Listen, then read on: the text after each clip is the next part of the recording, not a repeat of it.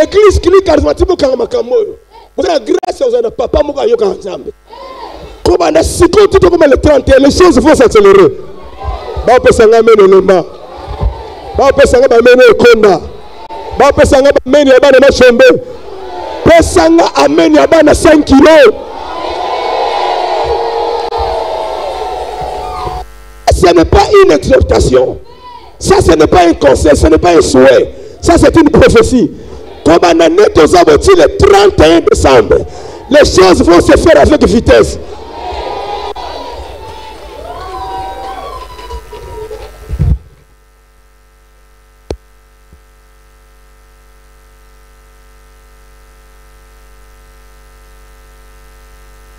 Nous servons un Dieu vivant. Nous servons un Dieu d'accélération. Sanga sata na pesa ambao lakisanga makamunza na sala na séjour. Ngana lakisanga makamunza basala na séjour. Mukilio mobima les 5 continents nza bakela na séjour. Quelle vitesse! Quelle vitesse! La Bible dit qu'il est redoutable quand il agit sur le Fils de l'homme. Quand il agit sur le Fils de l'homme, il est redoutable. Or, être redoutable, c'est aussi être rapide. C'est ma vie qui m'a dit tellement d'ambao. Na yomoko. Na batwaza peme na bogoba. Bogoba. Au colonizamba bimisa bana en Égypte. Balobi peuple ba banga nzamba. Ba banga Moïse. Parce que makamo seulement namba. Na balali ba pauvre na butu. N'est-ce pas? Mais tito comme on a l'amour qui va pauvre, mais tito comme on a pourquoi va tourner dans hors large. Quelle vitesse!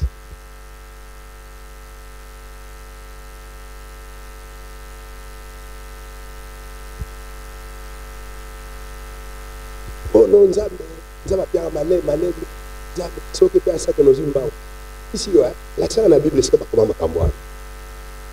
La Bible, c'est makamboa koko na bino.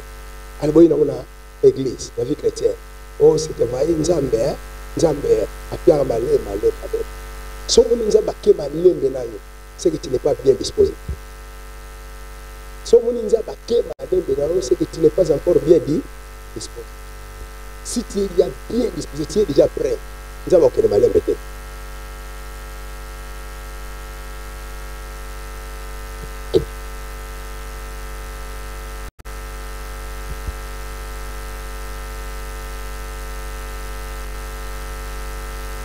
Tumba otokuta na kanango nango ndekinda kanzamba accéléré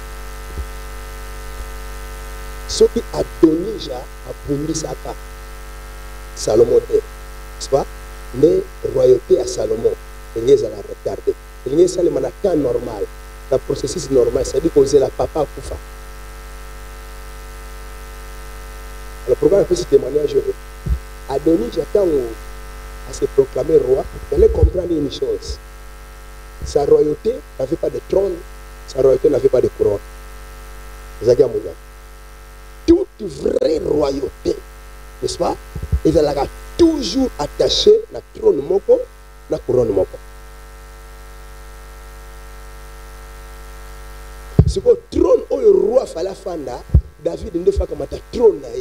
Après ça, on peut avoir moins à succéder. Si on a David et Adonija, comme ça, roi n'a mis ce qui n'a pas poni bar mogoboy, ce qui salle de fête mogoboy. Papa n'a pas le trône à sa tête. C'est-à-dire une royauté sans trône, une royauté sans couronne. Toute vraie royauté, et ça a le trône et la couronne. Le trône et la couronne. Dans la pose sur le trône, c'est comme le couronne. Alléluia. Toute vraie royauté, toute vraie. Ils ont la trône et la couronne. Tout dans le séminaire, couronne de gloire et d'honneur. Pourquoi Dieu nous couronne de gloire et d'honneur? Parce que la royauté, c'est ça, c'est vrai. Le bananga oyanga, c'est vrai. Bandela ko le ba oyanga. Et c'est mon autoté. Et c'est vrai. Alléluia. Toute vraie royauté est attachée à la couronne, na trône. La couronne. Il nous a rachetés, il a fait de nous des rois et des sacrificateurs. Et nous régnerons où? Sur la terre. Et comme il a fait de nous des rois, qui vont régner sur la terre, il a fait de nous des rois qui allons régner, pardon, sur la terre. Alors il faut penser à ce trône, la couronne.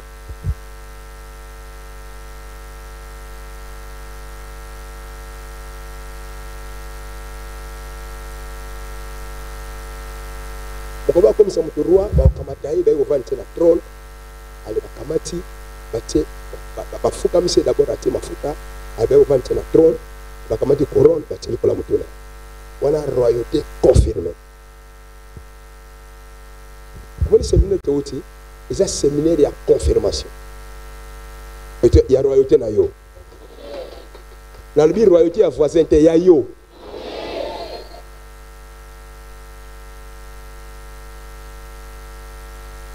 Alors, nous avons mis concernant la royauté, n'est-ce pas? Concernant la couronne pour la royauté. Couronne nabiso, to royauté nabiso, et ça d'abord grâce. Il y a nani Éphésiens chapitre 1er verset 6. Gloire au Tobenga Minaro, la gloire de sa grâce. Éphésiens 1, 6. Gloire au Nzamba destinée, cette gloire s'appelle la gloire de sa grâce. C'est par grâce que tu vas destiner la gloire.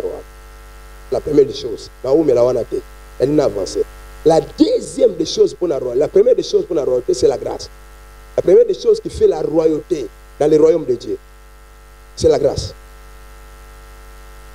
Ça va? Deux apparentés, ça on appelle Salomon. Et l'eau connue. Et ça là que Salomon a de la choisi, n'est-ce pas, comme roi à Israël. C'est la grâce. Na bana nyonso ya David, moi nous abotama na ndenge ya mabe koleka. C'était Salomon. Siko moi nous abotama na ndenge ya mabe, n'est-ce pas? Papa na ye ake ko zwa mwasi ya batu. Ake na sali na adultère na ye. Baboti mwana wakufi. Le papa siko yake ake officialiser adulte. Comme si Betcheba, n'est-ce pas? Moi si à moi si à soldat nae. Moi si oh yabima qui n'est un adultère. Ayo comme c'est une femme non officielle. C'est-à-dire on a officialisé l'adultère. Et l'enfant qui naîtra dans une union, okay, dans une union adultère officialisée, nous avons le bayen des rois.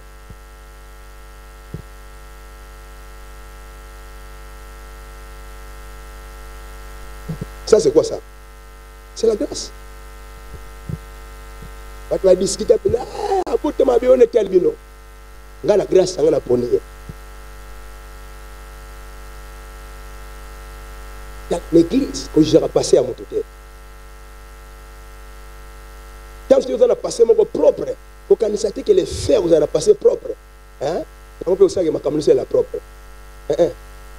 Nous avons un mystique. Moko alinga tombola moto à cause de moko ya salité pena tel alinga comme ça le plus grand apôtre de la Bible akekoluka un assassin Paul, un assassin ba Matthieu ba intellectuel abi Matthieu yote zala no apôtre mais pas le plus grand fandawa akoluka mo bomi abi yonde. Ça c'est Dieu. Il fait grâce à qui il fait grâce? Pour se disqualifier dans la grande chose, passer dans Yamabe. Pour se disqualifier dans la grande chose, on dit que ngaye loko na ozangote parce que passer dans Yamabe. Non.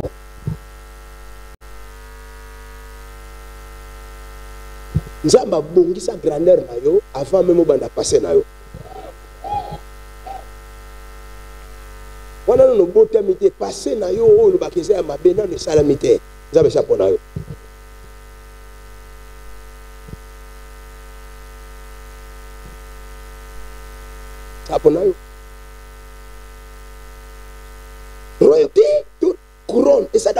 grâce. Salomon comme un roi par grâce. Azalaka couronné par grâce. So teli ninga bota medi a mérité comme un roi te. Mais grâce le dit que mon cas comme un roi. C'est roi là on dit. Deuxièmement le roi était au trône et couronnement pardon. C'est la responsabilité. Premièrement c'est la grâce, deuxièmement c'est la responsabilité. Grâce est destinée à la couronne. Mais récence na biso ya responsabilité et ko confirmer couronne na biso.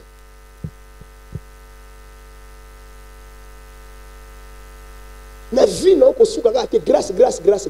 Non. Tu dois développer une attitude responsable. Grâce plus responsabilité égale couronne. Grâce plus responsabilité égale couronne.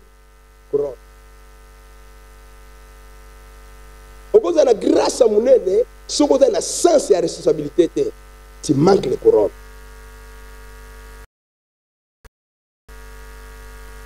Salomon a la grâce comme un roi. David a kamata Salomon moi un roi, mais beaucoup moi n'a pas les royautés. Au lieu moi un roi abotama na cité abo comme la cité à Oia. Est-ce que mon konja vanda? Parce que moi un roi bagano tika na makala, est-ce que prophète vanda? Salomon beaucoup comme na ndako ya Nathan. Pour ne pas former ma commissaire responsable. À l'état on va sanctionner grâce à la responsabilité et puis c'est royauté et puis c'est couronne. Nous avons pas destiné par sa grâce, mais nous allons comme responsable. Et on me dit que aussi longtemps l'héritier est encore enfant, n'est-ce pas? Il ne diffère à rien d'un esclave, n'est-ce pas? Il y a comme héritier à cause de la naissance naïe. Papa bon c'est l'héritage. Mais papa a opé ça héritage, c'est parce que a beau tema pas naïe. Papa tout c'est là que héritier on a comme responsable. Alors enfant. Et loco et qui ko retarder couronne yo ezali manque ya sens non ya responsabilité. Babi aussi longtemps il est encore enfant, aussi longtemps il est enfant. Quoi qu'il soit héritier vraiment, le vrai héritier. A otika la ko l'esclave, a otika la ko soit héritage na été. La chose ko retarder grandeur na gloire non nzaba bo c'est là yo. Ezali sens na yo ya manque de responsabilité.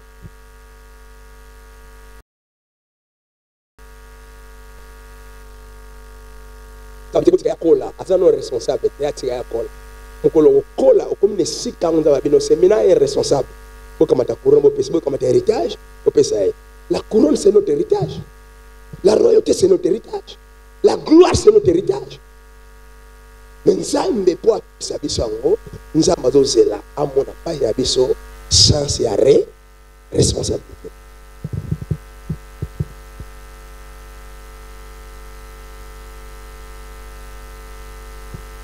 Il te destine à la couronne par sa grâce, mais il confirme la couronne par le sens de responsabilité.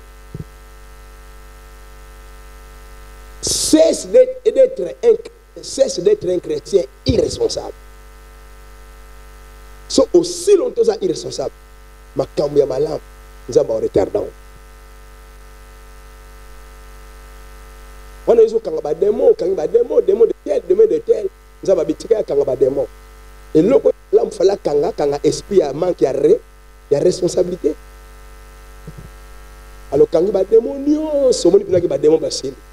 Peut-être la gauche, la droite, le bosso, c'est ma démon à et couronne les oyatés.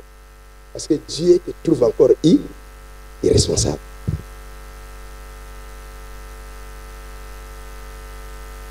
Ça va?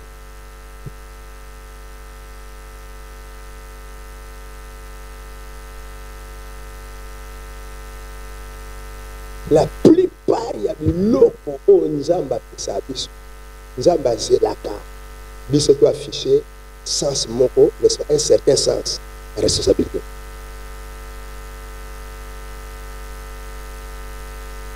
Il y a des femmes, Bozalia, mes filles, n'est-ce pas, âge à l'Iba, les Kéi, et tout ça, qui t'ont repéré Zali. Mais pourquoi Dieu n'envoie pas encore les mariages? Parce que Dieu te trouve encore comme une femme irresponsable.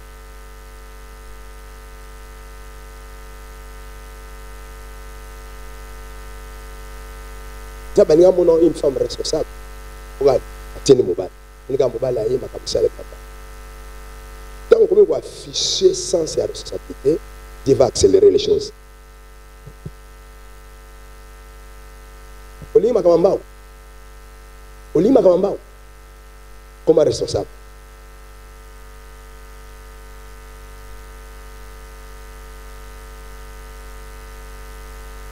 Alors, la responsabilité, dans le bac, il y a bloc 6 la fois passée.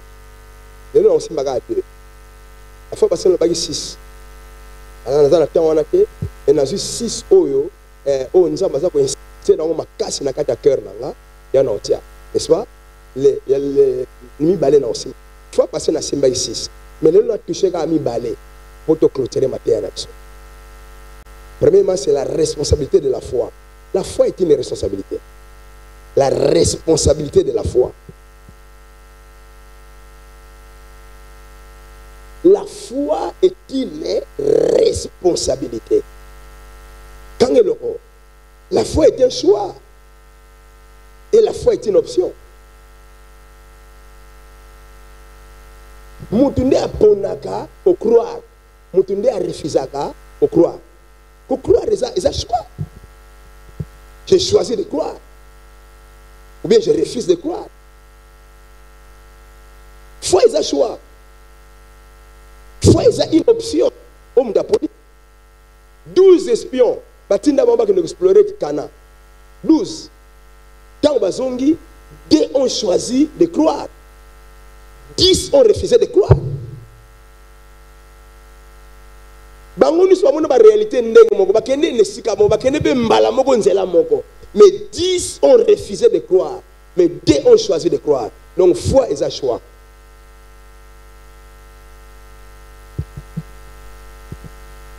Même qu'on développe foi est un choix. La foi vient de ce qu'on entend. Tant qu'on y a une église, c'est que tu choisis d'avoir la foi. Quand tu es régulier à l'église, régulièrement, c'est que tu choisis de grandir dans la foi. Parce que la foi vient de ce qu'on entend. Quand tu médites régulièrement la Bible, c'est que tu choisis d'avoir la foi. La foi est un choix. La foi est une option. Celui qui vient à l'église très rarement, c'est-à-dire il choisit de ne pas grandir dans la foi. C'est un choix.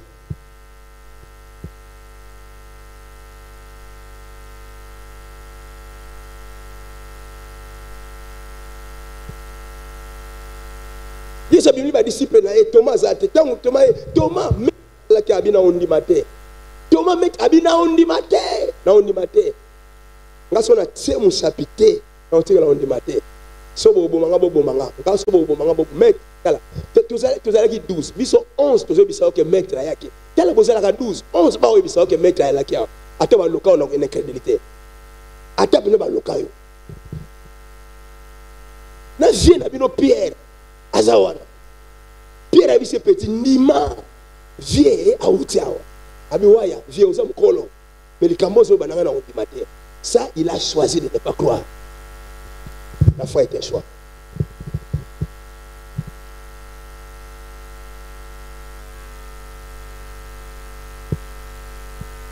Il y a des gens qui viennent à l'église mais qui ont choisi de ne pas croire.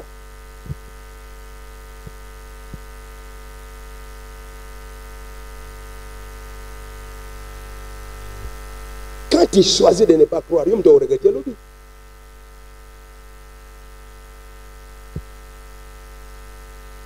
Tous les grands, dans le royaume Anzab, ils étaient des hommes et des femmes de foi. Dans le royaume Anzab, ils sont beaux de foi. Ils ont exclu la grandeur du royaume. Tant que la Bible, tant que la Onios, tant que la Noé, tant que la Abraham, tant que la David, tant que la Isaac, ce sont des hommes de foi. Ils ne sont pas nés avec la foi. Mais la vie n'a pas en étape, ils avaient choisi d'avoir la foi. La foi est un choix.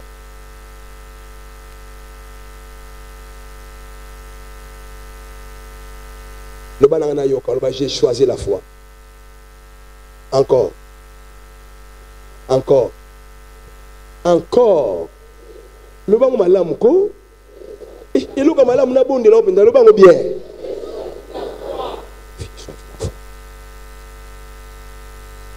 Choisir la foi.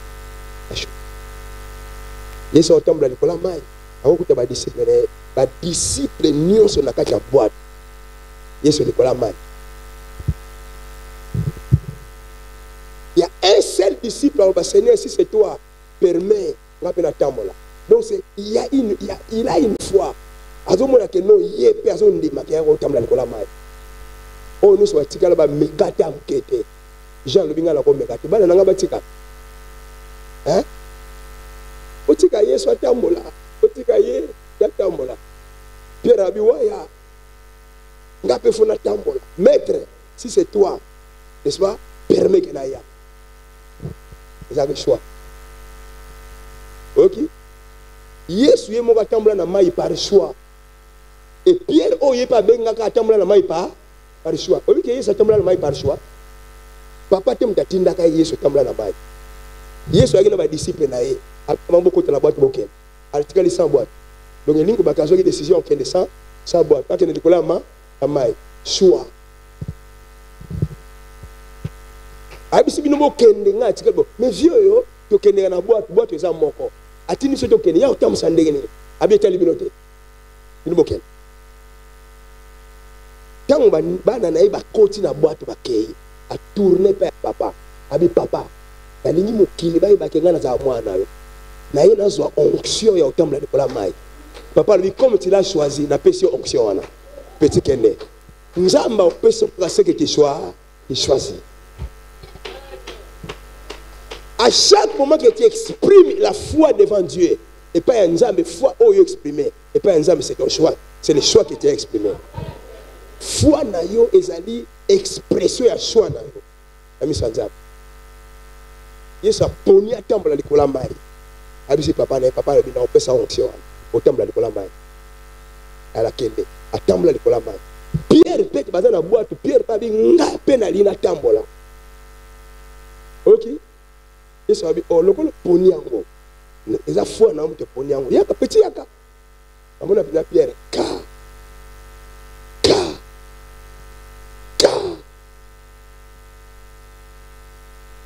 O batika la ko bakobe ko lobake lokola Pierre a créé un petit peu d'okel. Jean le bingate. Ngate. Bana basala mike. OK? Bana basala no mike. Tika ngana kati ya boîte. Na boîte peut te koma. Or mutatambola na boîte na watambola mai kokadite. N'est-ce pas? C'est quoi témoignage tika la Pierre tambola na mai. Bon Jean. La vie, c'est comme moi, Nzab. Bandaka pour aspirer à la surnaturel.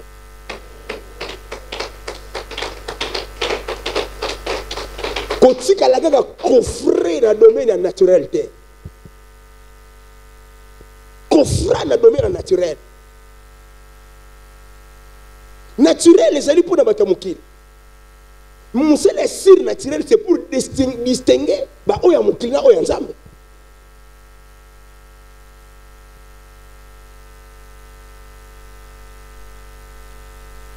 Naturel, les alliés, il y a des chrétiens, il y a des païens. Naturel, les alliés, mais surnaturel, il y a des chrétiens. Et surnaturel, c'est la distinction entre les enfants de Dieu et les enfants de ce monde. Alors, la vie, quand on a la vie, tu dois faire la distinction. Tu dois te démarquer.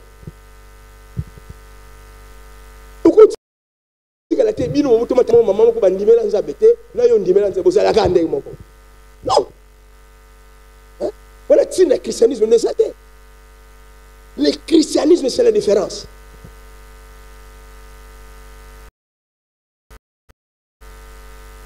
Ce qui dit christianisme, n'est pas la différence. C'est le christianisme au Koufa. Tous ceux qui ont marché avec Dieu, dans la Bible, tous ont fait la différence. Tous. Et c'est la différence là, c'est la différence là, c'est naturel.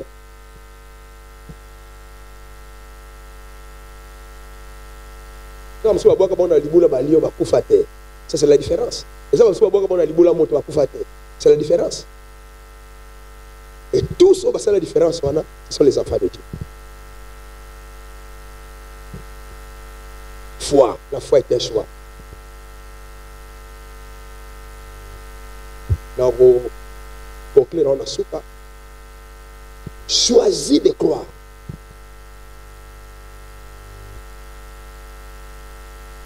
Choisis de marcher sans la foi.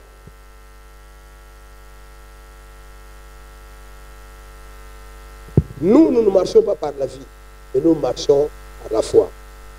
Il y a la vie, il y a la foi. Alors nous avons choisi, au lieu de marcher par la vie, nous avons choisi de marcher par la foi. C'est ça. La foi est un choix.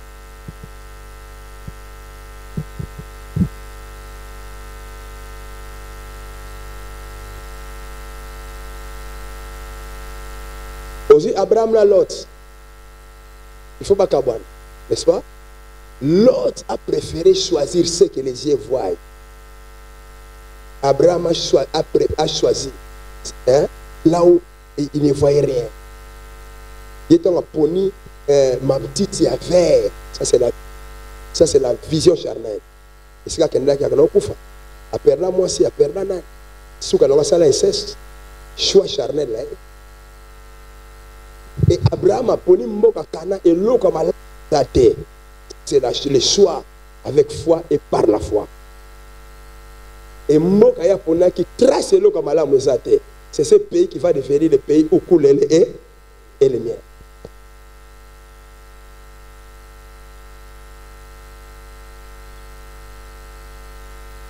C'est plan à maman. Apona da Isidore. So na misu na pona ngate. Vous allez informe et vie. Na ya na pochaye. Na beka yelo.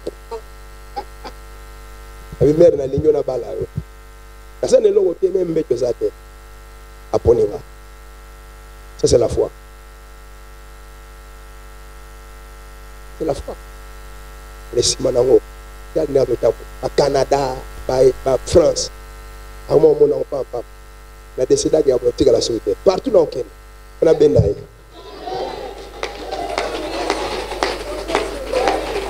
Parce qu'il faut honorer la foi. Tu as un choix et un risque. Bon, c'est Simbarate. Yo mon dadi si dole on a prado dadi obi pese uti konza menga pepesa nga promesa ya pesa yo o na bia no mutima mbako apesa yo e a undi banaite apesa yo choix c'est kangala mobali nyonso aoya olinga ya senge ba n'est-ce pas a tout monde azobisa bayanzi ko bateke longa te ba frère pesanga bien na réfléchir et la vraie réflexion c'est dans la prière.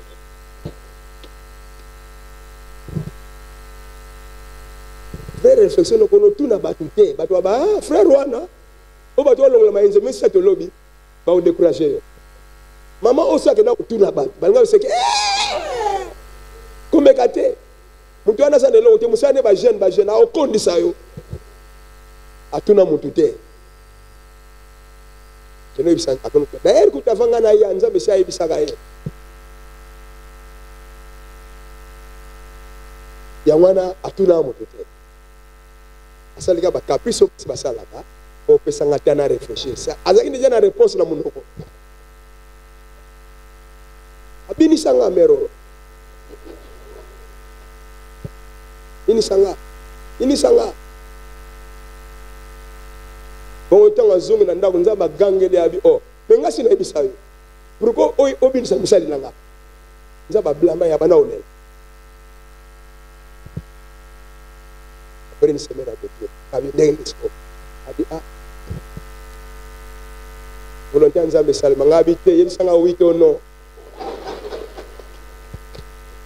o ndimi kasi makame bandi makame sai nini sine to komi lelo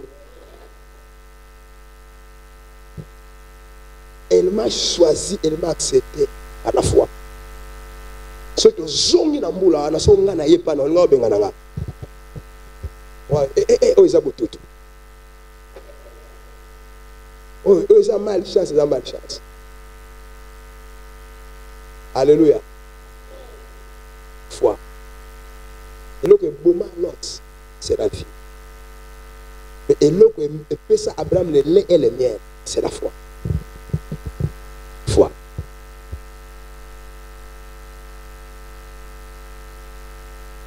Nous avons la responsabilité de choisir de marcher selon la foi.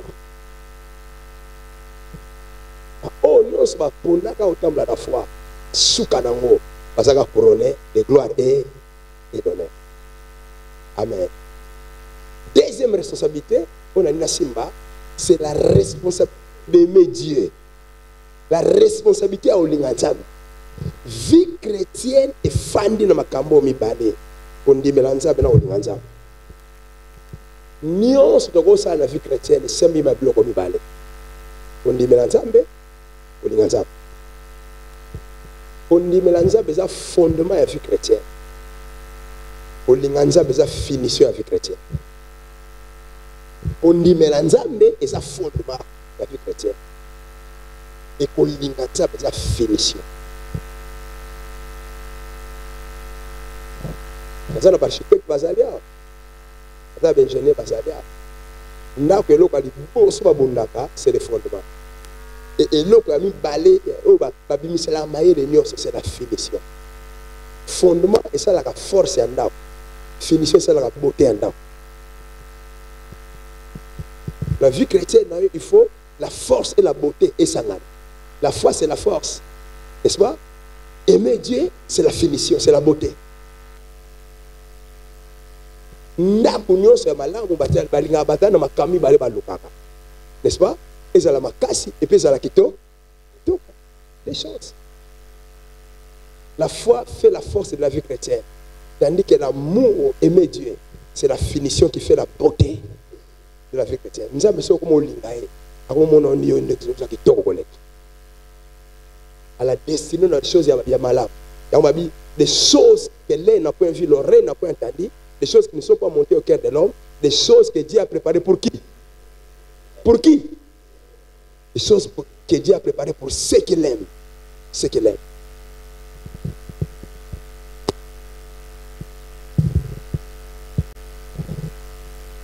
Ceux qui l'aiment.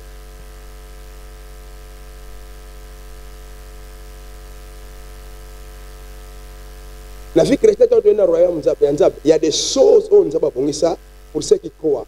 Mais il y a des choses que Dieu a préparées pour ceux qui l'aiment.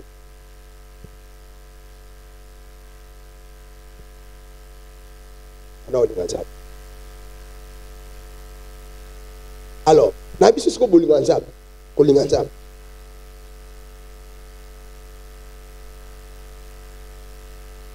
Na bandi na on a responsabilité à foi. Foi est la responsabilité. Mais la deuxième responsabilité, on a confirmé bien non, c'est la responsabilité d'accomplir l'œuvre de Dieu. La responsabilité d'accomplir la volonté ou bien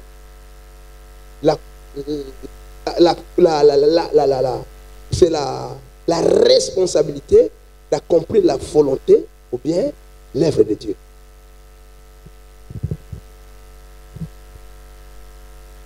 Foi, c'est bien. Mais nous avons la responsabilité d'accomplir l'œuvre, d'accomplir la volonté. Alors, pour accomplir bien l'œuvre de Dieu et la volonté de Dieu, tu dois aimer Dieu. Tu ne peux pas accomplir la volonté ou bien Dieu si tu n'aimes pas Dieu.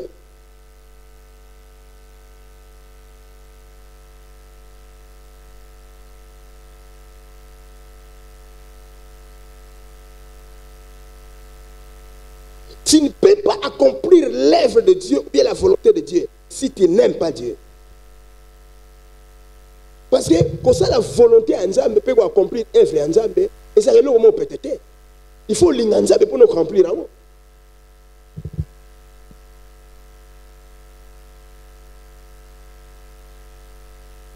Alors, et l'autre oyo est dakamuto. À accomplir volonté en Zambé, tu accomplir œuvre en Zambé, et ça chance na ya l'inganza. Première responsabilité, c'est la responsabilité à foi. Deuxième responsabilité, c'est la responsabilité d'accomplir la volonté ou bien l'œuvre de Dieu. Alors, pour accomplir la volonté et l'œuvre de Dieu, tu dois aimer Dieu.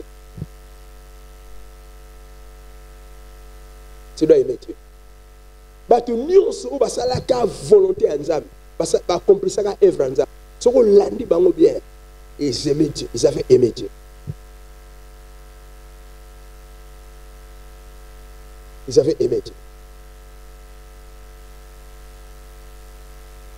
Aujourd'hui, à Jésus, dans Jean chapitre 4, verset 34, alors, ma nourriture, c'est de faire la volonté de celui qui m'a envoyé et d'accomplir son œuvre.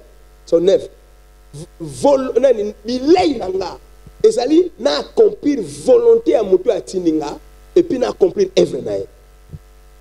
Accomplir deux choses. À ça, deux choses. La volonté et puis l'œuvre. Yesu ayaka na mukilo pour faire la volonté de son Père, pour accomplir l'œuvre de son Père. Ayaka na mukilo d'abord pour le miracle, pour le miracle. Asala ba miracle pour attirer les hommes et pas naïe. Mais l'oko Yesu ayaka na mukilo, c'est faire la volonté de son Père, c'est accomplir l'œuvre de son Père.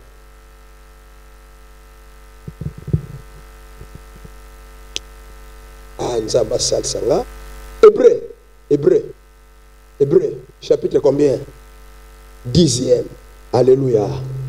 Clinique, alléluia. Ouais, nous sommes dans les temps. 10. Chapitre combien? 10. Le verset, tu vas dire on a 7e. Alléluia. Jengako, alléluia. Alors j'ai dit, n'est-ce pas? Moutabi, j'ai dit, c'est qui? C'est Christ. Voici, je viens. Dans le rouleau du livre, il est question de moi. Je viens pour faire quoi? Pour faire, oh Dieu, ta volonté. Alléluia. Après avoir dit d'abord, tu n'as voulu et tu n'as agréé ni sacrifice ni offrande, ni holocauste ni sacrifice pour les péchés. Ce qu'on offre selon la loi. Il dit ensuite, je viens pour faire ta volonté. Alléluia. Je viens pour faire ta volonté. Jésus est venu dans le monde pour faire la volonté de son Père. En d'autres termes, pour accomplir l'œuvre de son Père.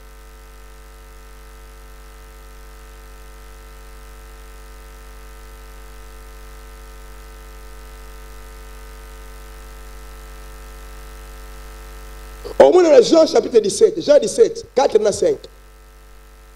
On a commis un souka séjourné à Nomabele. Jésus va faire une prière, une prière sacerdotale. La prière, Père, je t'ai glorifié sur la terre. J'ai achevé. Père, je t'ai glorifié sur la terre. J'ai achevé l'œuvre que tu m'as donné à faire. Achever, c'est accomplir. Père, je t'ai glorifié sur la terre. Comment je t'ai glorifié? J'ai accompli l'œuvre que tu m'avais donné à faire. Oui. D'autant que ça papa n'a un rapport. Il y a mon sale papa qui a dit j'ai accompli l'œuvre, j'ai achevé. On a verset 4. Mais verset 5 maintenant, il va faire une demande. C'est pourquoi toi, Père, n'est-ce pas, glorifie-moi auprès de toi-même, de la gloire que j'avais auprès de toi, avant que les morts fuient. Allah qui si d'abord j'ai accompli l'œuvre. C'est quoi Seigneur papa glorifié? Or la glorification, c'est le couronnement. À présenter nos accomplissements et œuvre, c'est ma Seigneur couronne.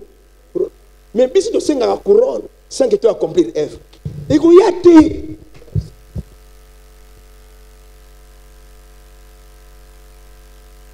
Si y a une œuvre à accomplir pour que tu sois couronné. Jésus-Christ avait une œuvre à accomplir et il l'a accompli. Et il a demandé la couronne et il fut couronné. Il y a un Hébreu, chapitre 2, le verset 9. Oui, celui qui avait été abaissé pour un peu de temps au-dessus des anges, Jésus. Nous le voyons aujourd'hui couronné de gloire et d'honneur à cause de la souffrance. À cause de la mort dont il a souffert. Nous le voyons couronné de gloire et d'honneur. Pourquoi nous le voyons couronné de gloire et d'honneur? Pourquoi nous le voyons couronné? C'est parce qu'il avait accompli une œuvre. Couronne sa grâce. Mais on a la responsabilité d'accomplir l'œuvre de Dieu. Pour que Dieu confirme la couronne.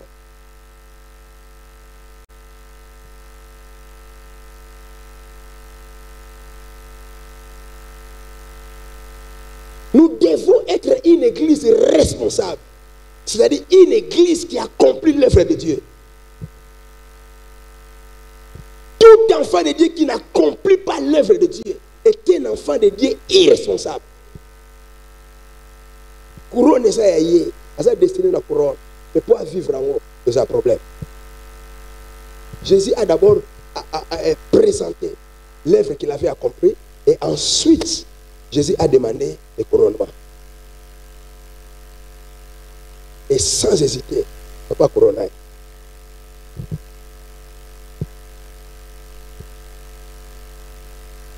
Oui, l'église, il y a une assemblée, il y a une gang, il y a une sauteur.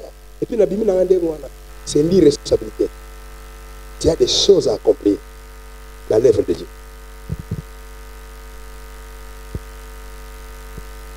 Et à cause de ça, accomplir pour l'ensemble. Accomplir ça avec détermination et persévérance. Satan a aussi une liberté au kokisa on za batina kokisa. Parce que dit que na sima kokisa on za balinga kokisa couronne on défendu wan. Ba tu l'église ba bundisa ba benga orgueil. Ba benga yo laksa yo no laksa ke yo leki.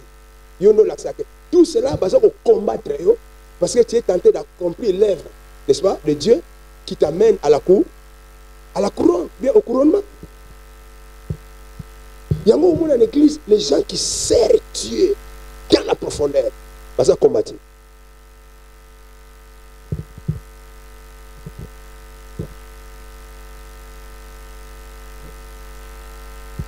Combattre.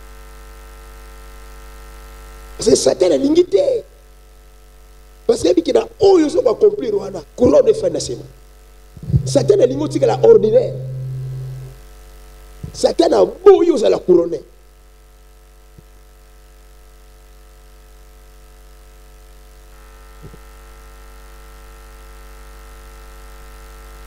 Tu dois découvrir ce à quoi tu es appelé à accomplir dans l'œuvre de Dieu. Couronne nous a attachés dans la vie.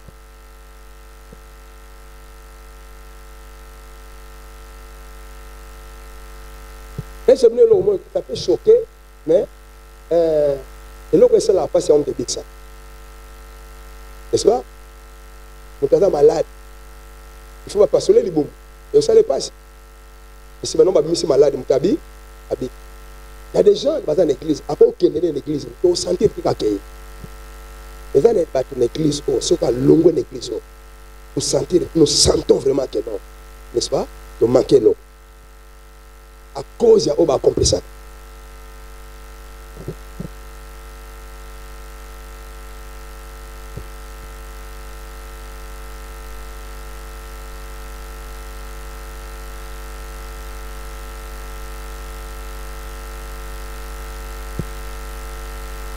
Psaume 21, le verset 4. Et la Sibiso, David a qui couronne de gloire. Psaume 21, tout le temps qu'on l'a fait passer. N'est-ce pas? David nous a tu m'as prévenu par les bénédictions de ta grâce et tu as mis sur ma tête une couronne d'or-pied. Au tel que l'homme a couronne d'or-pied. Mais pour David, comme on a niveau, nous avons bâti une couronne d'or-pied. David a oublié qu'il y a accompli volonté en ça. C'est-à-dire accomplissement, il y a œuvre en ça. Acte des apôtres, chapitre 13. Amen. Acte 13, verset 21 à 22. Alléluia. Et c'est Nagotanga. Ils demandèrent alors un roi. Donc les enfants d'Israël demandèrent à Dieu un roi. Ils demandèrent un roi à Dieu. Et Dieu leur donna pendant 40 ans Saoul, fils de Kis, de la tribu de Benjamin. Puis, l'ayant rejeté, il leur suscita pour roi David, auquel il rendit ce témoignage. J'ai trouvé David, n'est-ce pas, fils d'Isaïe, homme selon mon cœur, qui accomplira toutes mes volontés. Alléluia. Donc David, on a automoné qui a chapitre dans psaume 21, verset 4. Couronné na couronne moko ya or pire. Nzamba lebike David wana aza mutu moko accomplir volonté na ngani, c'est-à-dire accomplir œuvre na ngani nyonso. Nzamba moneki motema wana pa David que David va accomplir toute sa volonté. Nzamba lebi yende na otia roi. Yende na ola tia couronne. Jésus n'a David parce qu'il couronné de gloire et honneur parce qu'ils avaient eu à cœur et ils avaient choisi d'accomplir l'œuvre ou bien d'accomplir la volonté de Dieu. Jésus a dit accomplir la volonté et accomplir l'œuvre de Dieu, c'est ça ma nourriture. Et là, on a vu qu'on a et là, on a pu me la ngote. Yangonde bilei nanga. C'est accomplissement œuvre nzaba comme si on nourriture na ye. Nourriture ezo loko oyo to luka ngo mikolo nyonso. To luka ngo mikolo nyonso. Attaché na œuvre nzambe eke libungu ya moto. Ezaka attaché na nourriture. Et na suka na ko balobi que Dieu l'a prévenu des bénédictions de sa grâce et il a mis sur sa tête une couronne d'or pire. Autant tu as vu couronne d'or pire. C'est la couronne de gloire et d'honneur.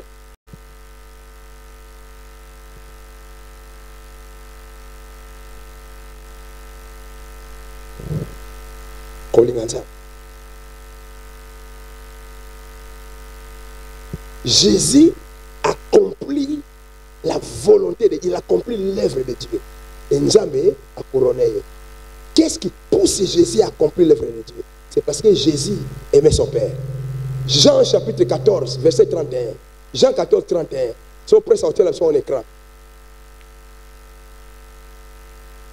Jean 14, 31. Là, Jésus a déclaré qu'il y a l'inganga papa. Et qu'on l'ingane papa, il y a un étindi à accomplir œuvre à papa. Jésus aimait son Père. Et l'autre, au sala œuvre en Nzambe. Et ça dit sans nom au Nzambe.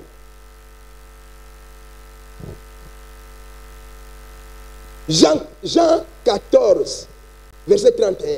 Elle dit que j'aime, voilà. Mais il faut que le monde reconnaisse que j'aime le Père. Alléluia. Donc il faut que le monde reconnaisse. Dans la vie chrétienne, non, le monde doit reconnaître que toi tu aimes le Père. Il faut que le monde reconnaisse que j'aime le Père et que j'agis conformément selon l'ordre. Selon qu'il m'a ordonné. Levez-nous, levez-vous et partons. Na lingaka papa et naza ko sala conformément à l'ordre de Pessinga. Quel est l'ordre de papa Pessinga? L'ordre d'accomplir son œuvre.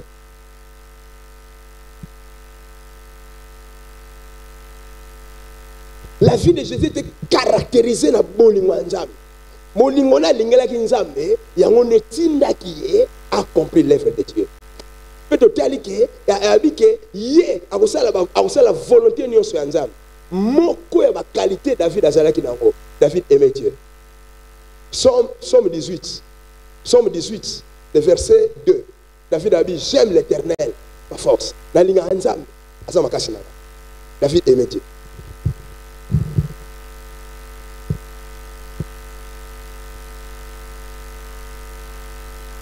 Et Bible dit, dans la Bible dit, il y a Salomon. Roi 3. Qu'est-ce que dit le lobby pour Salomon? Salomon aimait l'Éternel et suivait les coutumes de David. Abandonné ko linganzambe. Et là on est tindé linganzambe parce que nous avons pas coutume ya papa.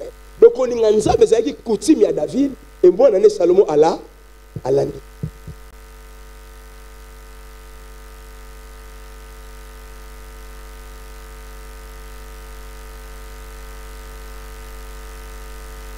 L'église attache-toi na batu bazana ba bonne coutume. Batu bazana ba coutume malamu. Alinganzambe na likanga na ye. L'église bukanga mutu no sote. Mutu mususu kanga mine empoisonné foi na yo.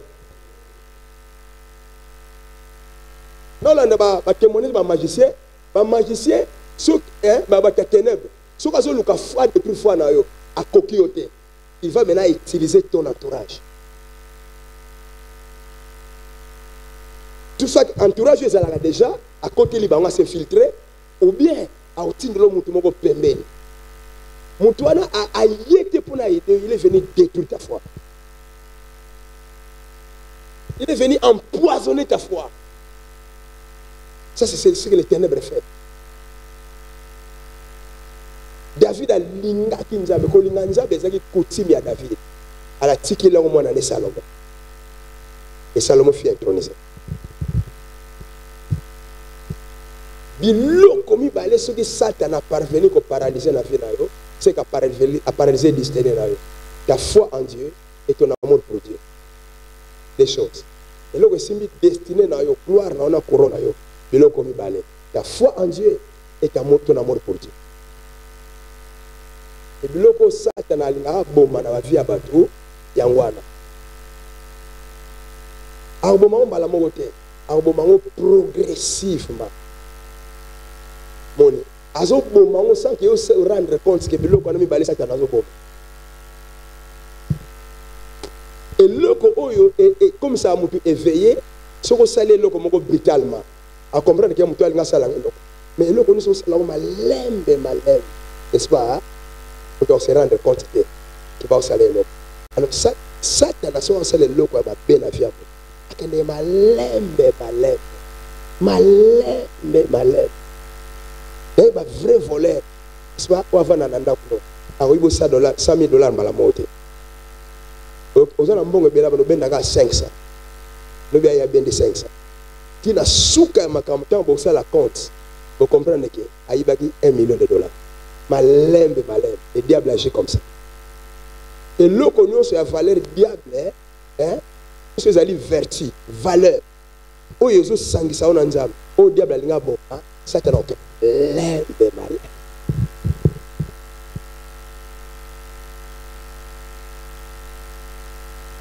Malé. Alors, makami balo kanga. Et vous allez me balayer tout misato. Amour pour Dieu fait de nous le meilleur de tous les croyants. Quand on a comme ça, le meilleur. Parmi les croyants. Parmi les mokili, parmi les église. Et là, comme ça, et puis c'est ta foi. Mais parmi les la foi. Et là, comme ça, meilleur collègue. Et puis c'est ton sens d'aimer Dieu. Pour ceux qui savent on a foi. Tant qu'on comme une foi qui n'est pas plus loin, Pierre a dit Yeshua, Seigneur, à qui irions-nous encore? Parce que toi, tu es le Fils de Dieu. N'est-ce pas? Nous avons cru, nous avons cru, ton dimi, que nous avons la parole de la vie éternelle. Ça, c'est la foi. Mais ça vient au Soukaraté. Dans Jean 21, il s'est retourné 3 fois. Pierre, même tu. Là, tu avais dit que j'écris. Mais ici, j'aimerais savoir que si tu m'aimes. Et l'eau est pour valoriser foi na yo et pas ensemble. C'est quand il l'aime. Quand on y a ce sol ensemble, il va que foi na yo valeur ressource et pas ensemble. Ngano te cause na foi pas ensemble. Mais l'eau c'est la démarcation. So ngana kama ki foi na sangi so na boli ensemble. Foi na comme la valeur collègue.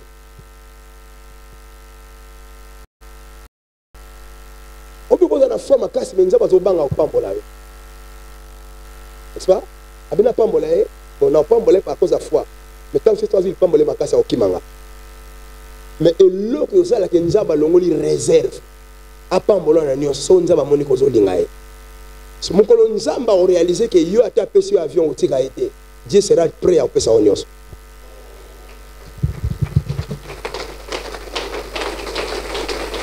Mettons maintenant pardon.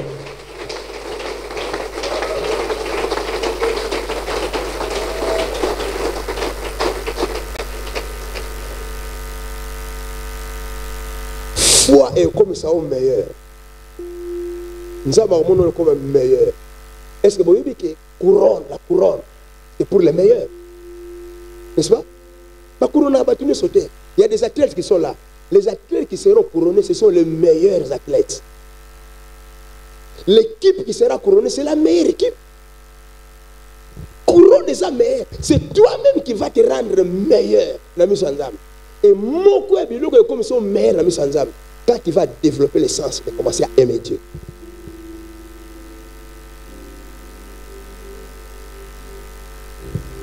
Notre équipe, nous sommes dans la Champions League, c'est la meilleure équipe qui est couronnée dans la coupe. Vrai ou faux?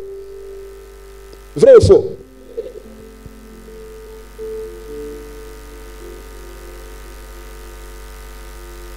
Mais l'athlète, nous sommes qui mamba. Quel est l'athlète qui est couronné? C'est le meilleur de l'athlète.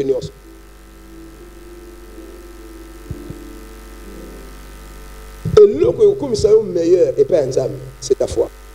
Pardon. C'est aussi foi na boni manza pour sangisi yango. Et pas un zam beaucoup meilleur.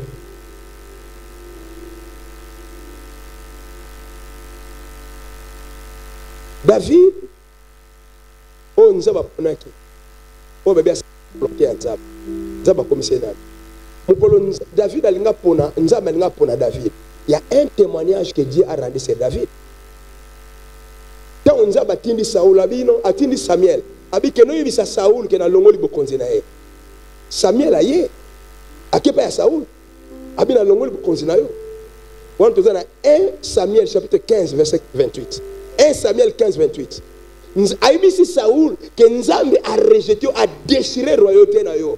Et Nzambe a poni quelqu'un qui est meilleur que toi, meilleur. Et qu'est-ce qui rend David meilleur aux yeux de Dieu? C'est son sens d'accomplir l'œuvre de Dieu. C'est son sens d'aimer Dieu.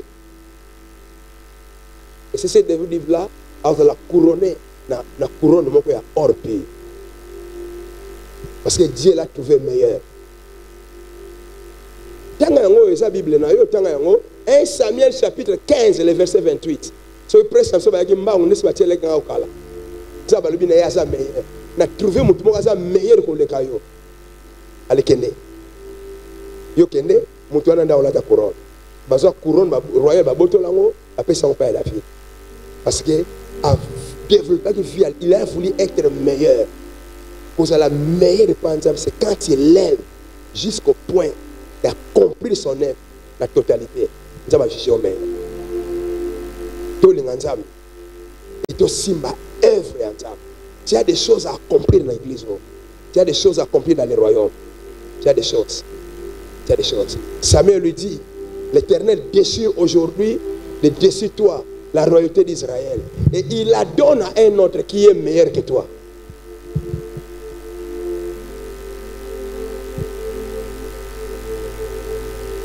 Esther a la couronne comme roi. C'est le même témoignage. Et puis ça m'a dit Esther. Esther, chapitre 1er, verset 19. Esther 1, 19. C'est la ngombangu. C'est la ngombangu. Na terre. Esther 1, 19. Esther 1, 19. Bongi c'est la ngombangu. Esther 2, 27. Bongi c'est la Esther 2, 27. Totangi 1, 19. Si le roi le trouve bon, qu'on publie de sa part et qu'on écrive parmi les lois de Perse et de Mèdes avec défense de la transgresser, une ordonnance royale d'après laquelle Vasti ne paraîtra plus devant le roi, n'est-ce pas? Hein? Donc Vasti est chassé, n'est-ce pas? Devant le roi Assuris. Et que le roi donnera la dignité de reine à une autre mère qui soit meilleure qu'elle. Donc, Bengani Vasti na royauté, na trône, balongo le couronne. Et bien, on peut s'engager, et bien, Moutou, on est meilleur que le cahier. Et la femme qu'on avait trouvée meilleure que le Kafasi, c'est Esther.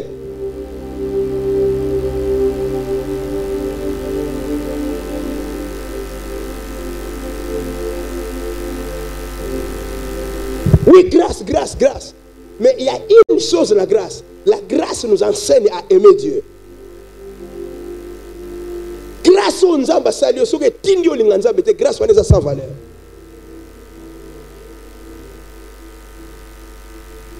Bopé sa trône, bopé sa couronne royale. Na oya meilleur que le Kafasi. Et la meilleure que le Kafasi, c'était Esther. La couronne, c'est pour les meilleurs. Et les meilleurs, ce sont ceux qui aiment Dieu et qui sont prêts à accomplir son œuvre. Pesanga amen. Amen nous est pesanga amen. Pesanga amen pardon. Oh pesanga amen yo krayo. Changer christianisme na yo. Obtenir le christianisme à Rolinga Nzambe. Et puis accomplir œuvre Nzambe. C'est ça le vrai christianisme.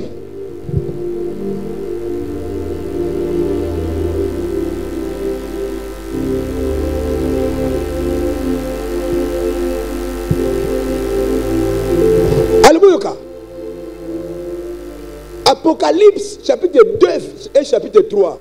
Les deux chapitres de l'Apocalypse, le deuxième et le troisième, on nous présente les 7 églises. Il y a le livre Apocalypse. 7 églises. Alors, il dit c'est na kati, nani, Smyrne c'est na kati, Pergame c'est na kati, 7. Le ban na 7. Nana yo kité. Naza converti ke. Naza na converti te. Nana kotinga te. Nana tondi ngote. Na lignua prendre sans allo. 7.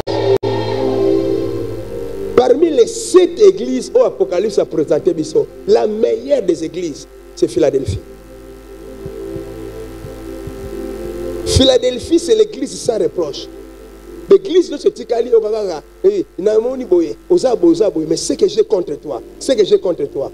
Église de ce qui n'a reproche. Mais église, et ça qui n'a reproche, la meilleure église, c'est Philadelphie. Philadelphie, et Apocalypse chapitre 3, dans 7 à 13. Chapitre 3, de 7 à 13. Là, on nous présente l'église de Philadelphie. C'est la meilleure de toute l'église.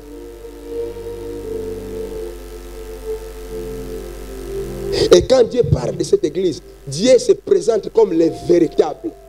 Il se présente à lui, je suis le véritable. C'est lui qui tient la clé de David. N'est-ce pas? Il tient quoi? La clé de David. Oh, quand on parle de David, on parle de quoi? De la royauté. N'est-ce pas? Donc nous avons que c'est moi qui tiens la clé de la royauté.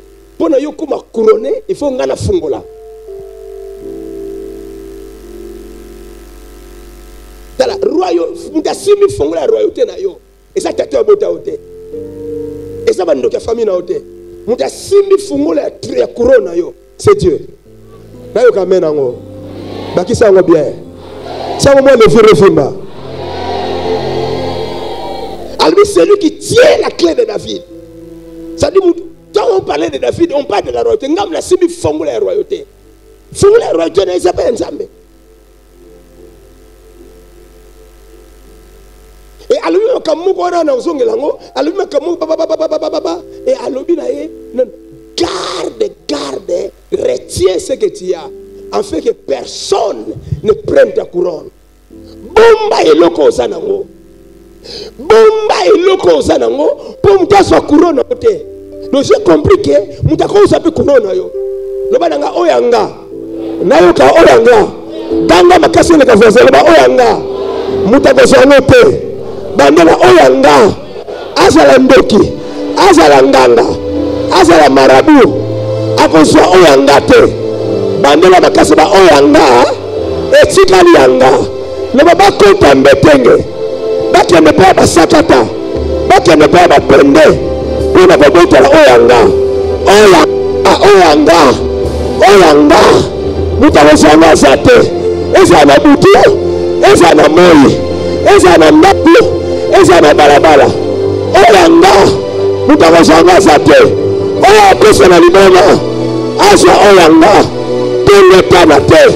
nzambe ya Isidore, nzambe ya Isidore, aboma ye, oyanga, baozangote, ife na lata, oyanga, tangu na gana église, batu waponi, na lati, oyanga, tangu na mabima, batu bamona, kengai, na lati, oyanga, tangu na otamela, batu bamona, kenga na lati, oyanga, bandela oyanga, mutako sangote, tala fasa na maisha la yo, atoko ni kimboki ya geleka, oyanga, oko sangote, tala na lengsenga kosa liboma, oyuka oyanga, kufava, na okamena libeso, na okamena libane, na okamena mbali, pusanga amena misato, pusanga amena conviction, oya yo bakosangote,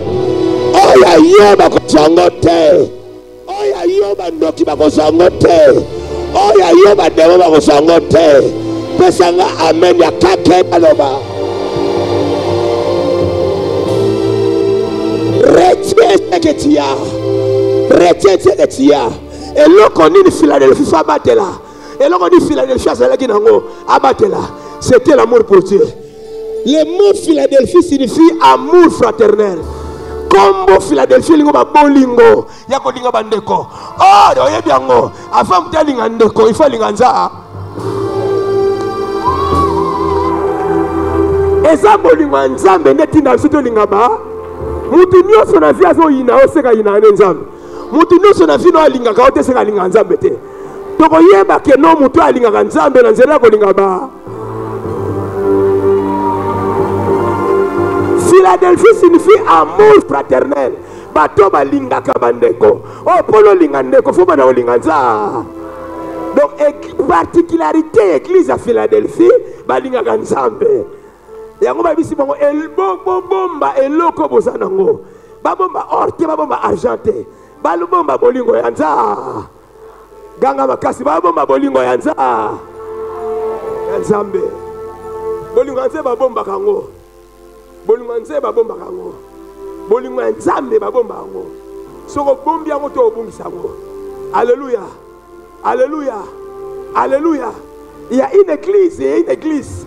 Il y a une église quand dans Apocalypse chapitre 2 verset 4e. Pardon. Apocalypse 2 verset 4. C'est quelle église? Église Éphèse. Yoka verset 4. Là-bas, on a deux. Une église, il y a Éphèse. Je connais tes œuvres. Je connais ton travail. Je connais ta persévérance.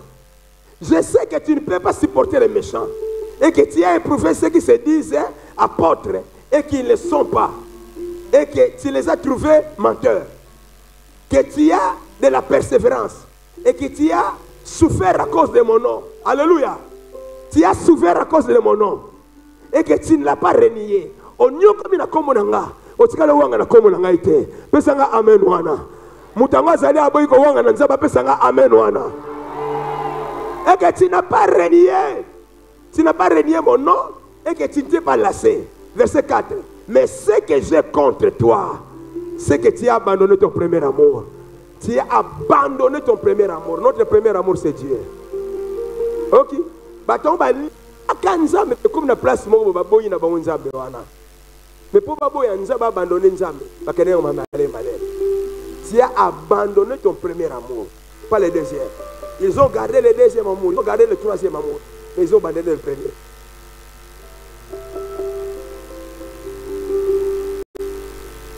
Mais la parole de vie a expliqué au malin, n'est-ce pas?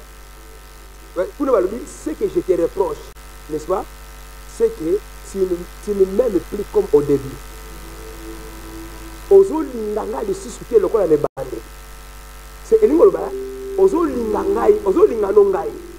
Mais ça c'est longa e bande lete.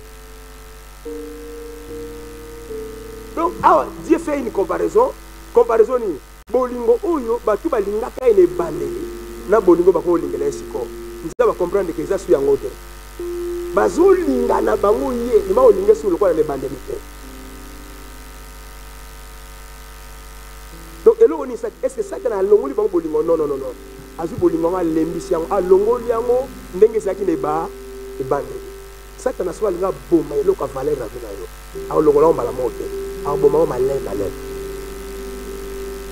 Il y a des gens qui sont à l'église aujourd'hui. Zongi une année 2 ans. Bolinga nzambe makasi. Mais surtout lié les loto tala bien. Bolinga so nzambe bolinga bande. Il y a une grande différence.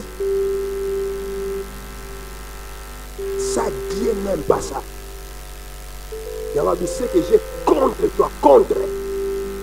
Ce que j'ai contre toi. Parce que nous c'est ça bien. Mais ça les lots comme on a commis contre nous. Ici Dieu devient contre une personne. Contre pourquoi? C'est parce que Moutango, c'est pas les bandits makasi. C'est quoi l'histoire de Nzambe? Et prochainement, la République Sabino, et le commun est salaka. Mutalinga Kinzambe. Alingue soutien de quoi des bandits. On n'a pas le temps aujourd'hui. Mais on le va manger. Nzambe a obtenu quand nous sommes les lotés. Mais à ce comparer nous sommes les lotés par rapport à nous les bandits. Il y a des gens dans l'église qui continuent à aimer Dieu, mais pas avec les mêmes degrés. Au balinga Nzambe les bandits. Ça Dieu n'aime pas ça.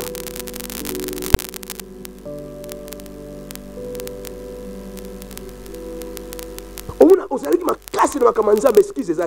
Ne nous excuse comment il est belé. Donc nous va au ligni sous Nzambe tendengo linga kene ba bandé.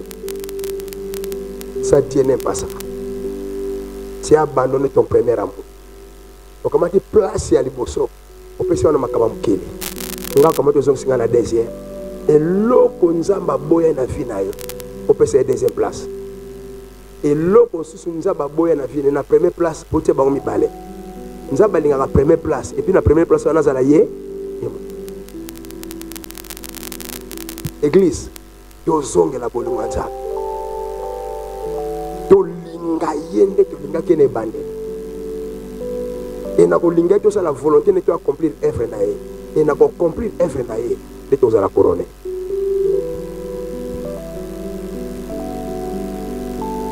Et ABC église wana ABC église wana pour se repentir. Ils ont continué à aimer Dieu, mais pas comme au commencement.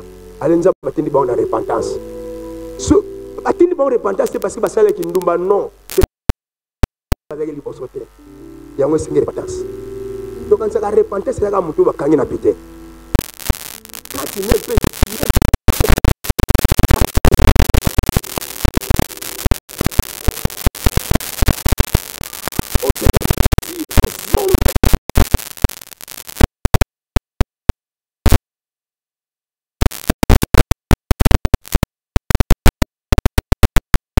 comme ça. Parce qu'il est un Dieu jaloux.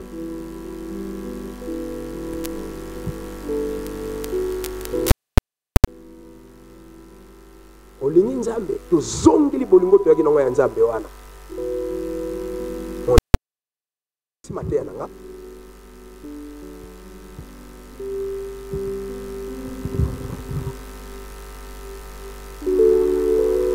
Soki ta foi en Dieu et ton amour pour Dieu.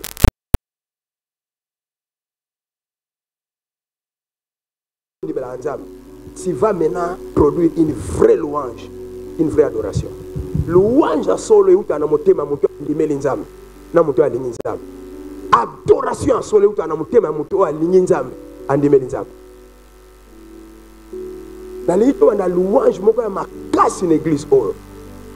Ayoka c'est la partie prophétique et un message or la partie prophétique. Dieu m'a dit clairement cette nuit. Dieu m'a dit clairement.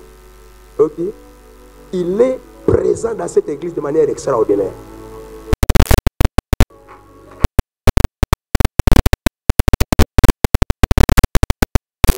Et il a dit, il a déjà libéré votre miracle.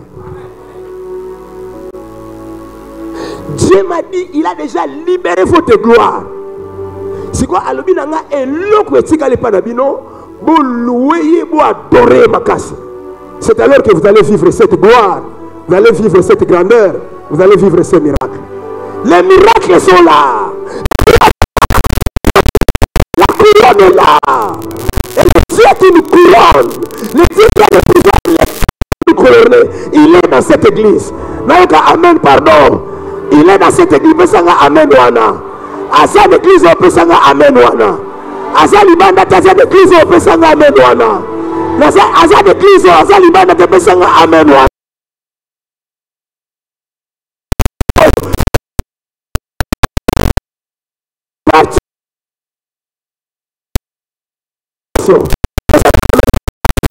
Pesanga amen makasi.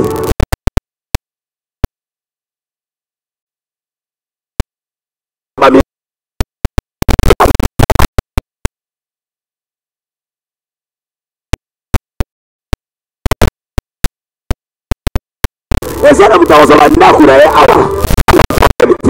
Nana oki amenite. Nana oki amenite. Ane oyo basire la oboete. Eli komogo na wasala na vino yo. Nana oki ameno anate. Nana oki ameno anate. Siki 2020. Siki 2024 le kaka oboye. 2000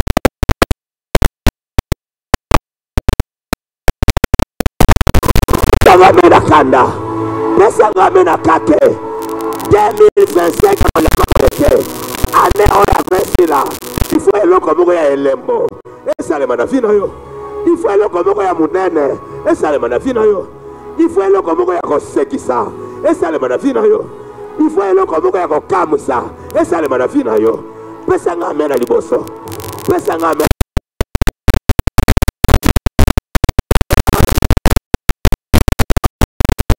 Atika oboyete. Atika sa anena sonite. Osili sa anena volelate.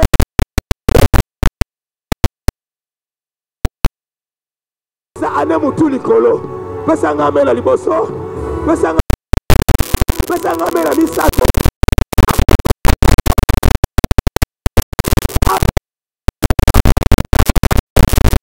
Asia mutangwa zaliawa. Mwana mwana zaliawa. Mobala mwa zaliawa. Loba nanga dadi na zaliawa. Kanga badadi nzamba. Nzamba pesa yo. Nzamba tombola yo. Nzamba matisa yo. Nzamba fongolela yo. Nzamba tindika yo.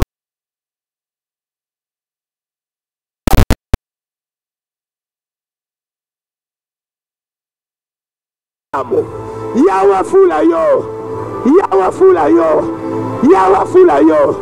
Yawa fula yo.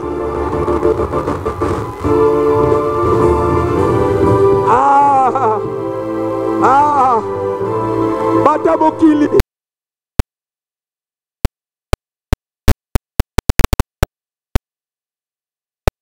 Kona yebi. Soba fuli yo. Aozong so simate. Agomemo liboso. Soba tomboli yo. Aokitisa yote. Yango na Bible aloba yo moko. Voici mon serviteur prospérera. Et il montera. Ah, il s'élèvera.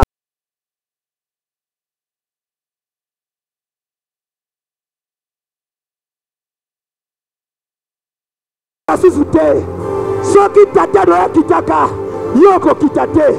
Soki ba yaya no kitaka yoko kitate. Matalibela. Matalibela. Matalibela. Nzambe.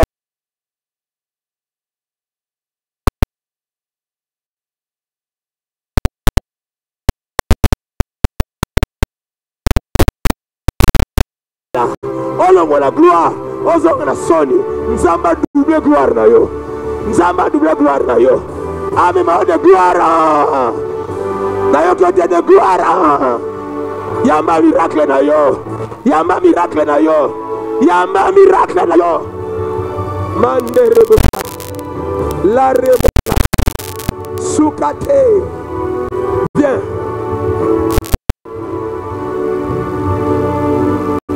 Je te dis de la part de Dieu ce que Dieu m'a dit cette nuit vers 4 h du matin. Nous avons le la porte. Il y a minene na mboka oyo. Et ko kende liboso, ko kende likolo, a fongolo la porte c'était le pays étranger. La porte ya minene. Ba to komona vino ba bossa na yo. Nzambe abosani nyonso ya mabe osalaka. Dieu recommence avec toi. Reçois la grâce. Je libère cette grâce dans la vie. Au nom de Jésus. On a lobby sale, pesanga lui loana, pesanga lui loana. On a lobby sale. Singa yo. Et chauve, et donc quand Singa, Dieu m'a parlé de toi. Et Dieu m'a parlé de ton fils Isidore. Et là, on a babi na rapona mwana yo. Bumba mwana wana. Aza génie. Aza étoile à monene. Aza muta monene. Garde cet enfant. Beaucoup l'aiment à l'âme.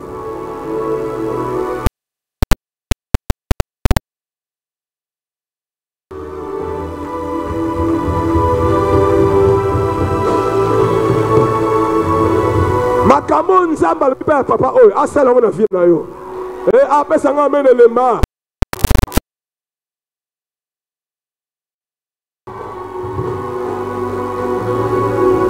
Kobanda lelo.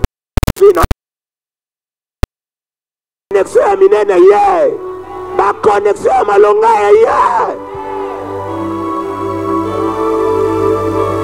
Si a ko tatone pa na yo esili. Que mon Dieu te restaure. Que mon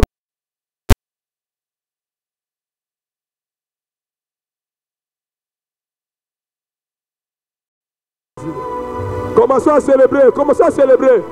Commençons à